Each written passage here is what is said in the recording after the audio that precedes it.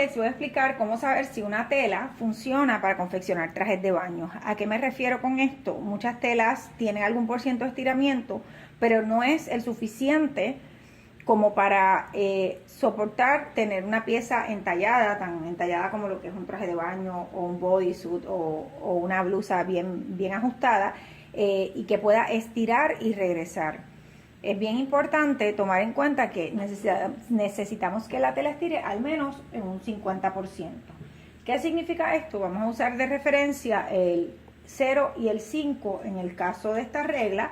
Vamos a doblar la tela primero en una dirección y luego en la otra para hacer la prueba con ambas direcciones de la tela. Y vamos primero a poner un alfiler marcando lo que sería el 0 y el número 5. Vamos a utilizar esos números de referencia y si nos referimos a un 50% de estiramiento, la mitad del número 5 es 2.5 pulgadas. Y si llevamos eso y lo sumamos, tenemos 5 pulgadas más 2.5, que es ese 50% de estiramiento, para un total de 7.5 pulgadas. Me explico.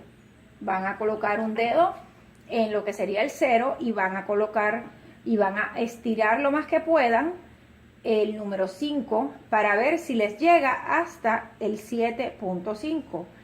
Si la tela estira en al menos una de las dos direcciones hasta 7.5, eso significa que tiene como mínimo un 50% de estiramiento. Si se fijan, hice esto no en el bordecito de la tela, sino al menos 4 o 5 pulgadas más. Doblé y estoy haciendo la prueba en el doblez de la tela. Este mismo procedimiento lo vamos a repetir con la otra dirección.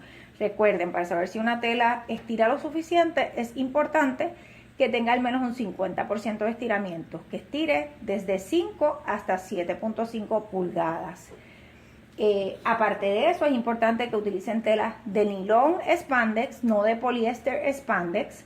La tela de nylon spandex le va a dar ese estiramiento, pero también va a regresar y va a mantener la forma, contrario a lo que sería la tela de poliéster spandex, que se utiliza, es mucho más económica y se utiliza mucho para ropa, no para trajes de baño.